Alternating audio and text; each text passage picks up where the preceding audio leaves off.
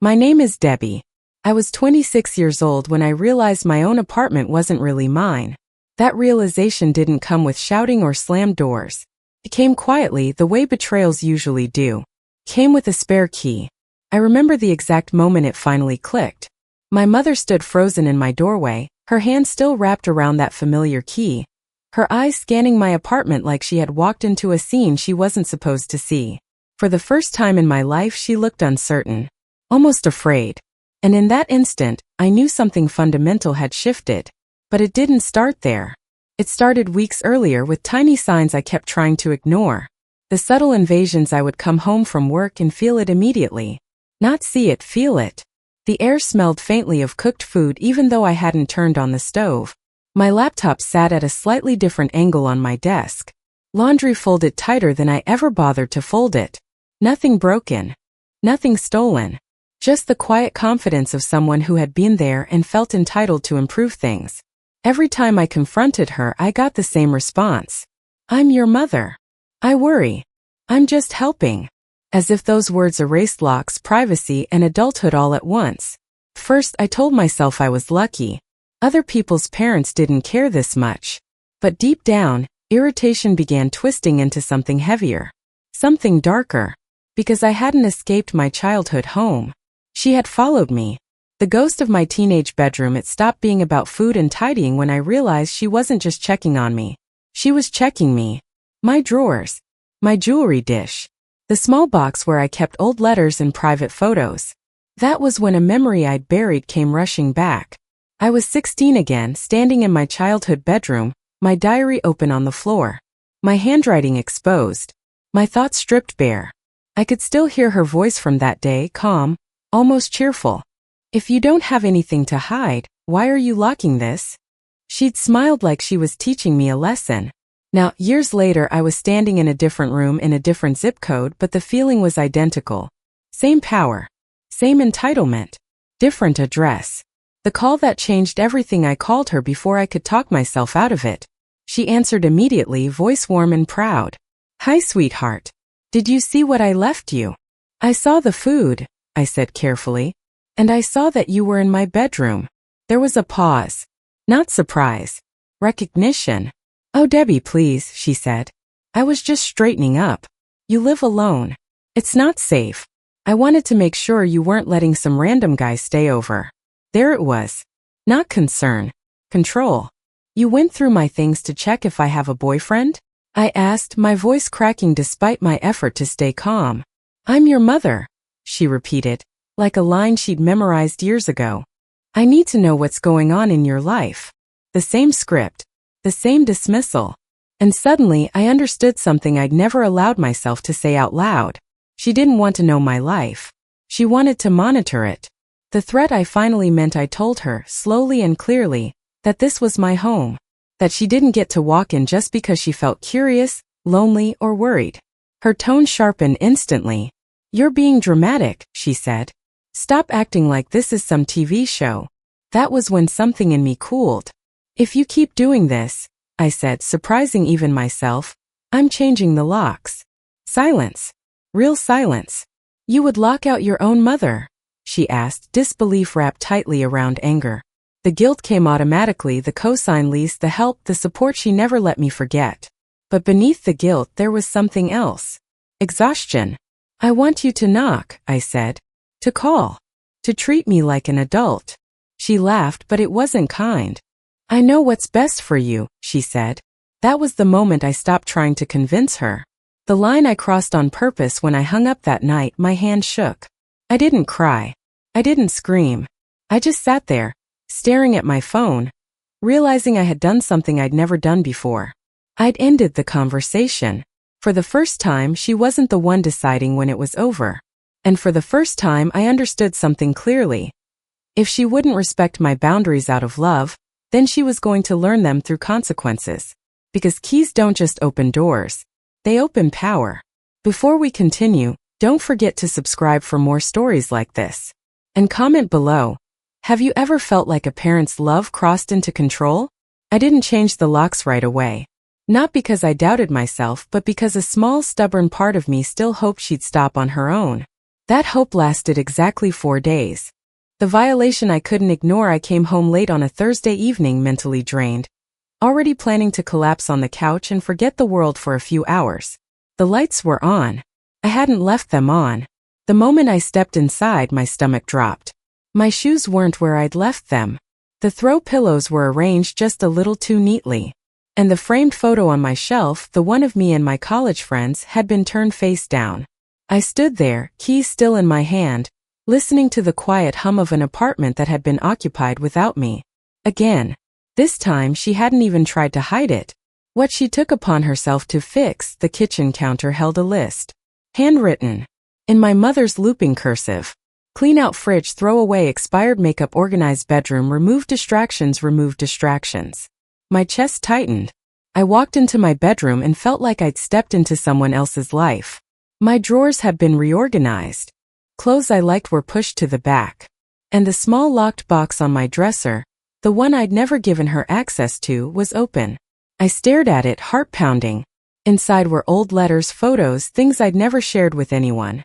She'd found the spare key to that too. That was when I stopped shaking. Anger has a strange way of steadying you. The call that crossed the line, I called her immediately. She answered on the second ring, cheerful. "Oh good, you're home," she said. "I was worried you'd be tired." "Why was my locked box open?" I asked. There was a pause. Then a dismissive sigh. "I didn't like that you were hiding things from me." That sentence did something permanent to me. "You broke into my private things," I said slowly. "I'm your mother," she snapped. "Privacy is a privilege, not a right." There it was. The belief she'd been carrying all along. The betrayal beneath the excuse when I told her she had crossed a line. She didn't deny it. She justified it. She talked about how she sacrificed everything for me. How she deserved transparency. How my independence felt like rejection. And then she said something I'll never forget. "If you didn't want me involved," she said coldly, "you shouldn't have taken my help in the first place." I sat down on my bed, suddenly exhausted. So this was the price. Support with strings attached.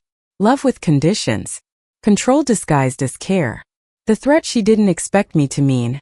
"I'm changing the locks tomorrow," I said. Her laughter was sharp. "You won't," she replied. "You don't have the nerve." That was the moment the argument ended. Because for the first time in my life she was wrong. The turning point: the next morning, I didn't call her back. I didn't argue. I went to a hardware store on my way to work. By that evening the locks were changed. Every single one.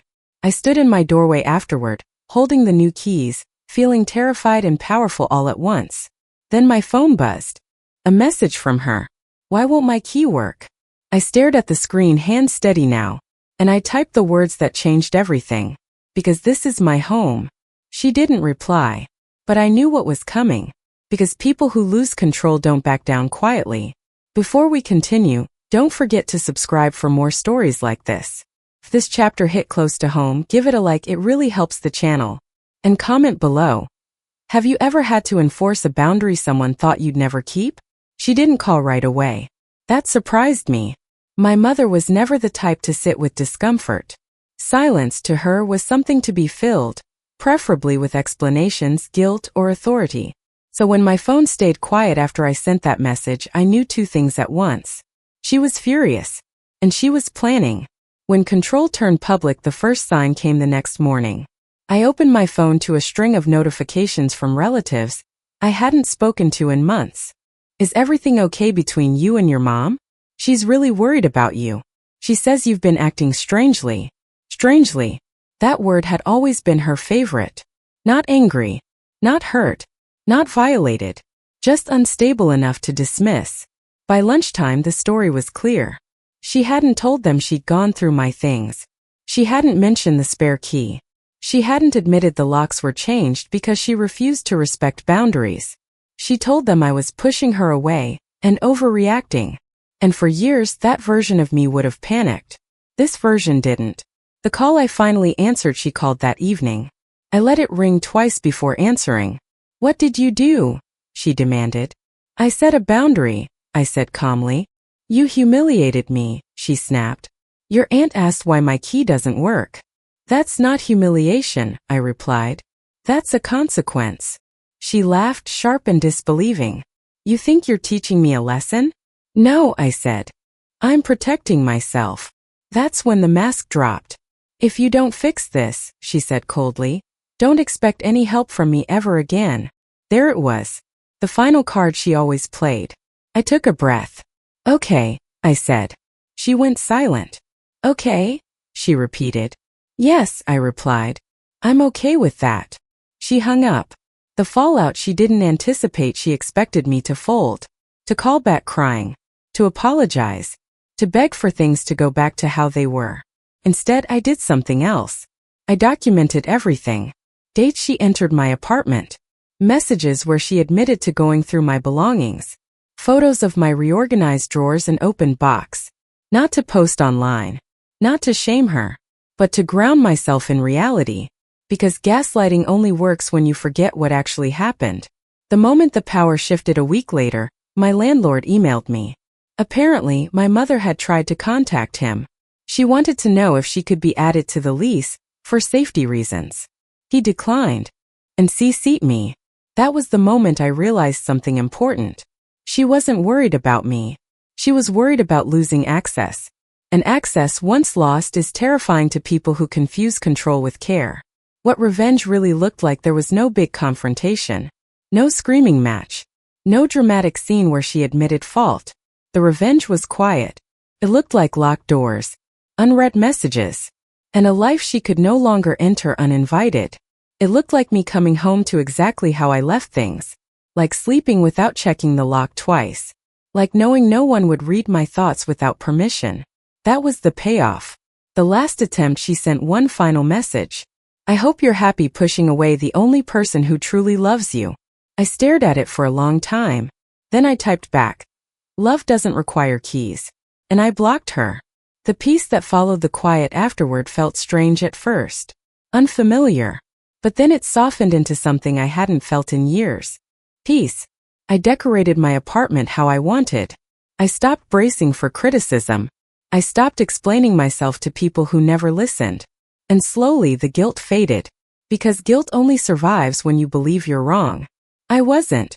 What I learned: if you're listening to this and someone in your life treats access to you like a right instead of a privilege, remember this: boundaries aren't punishments.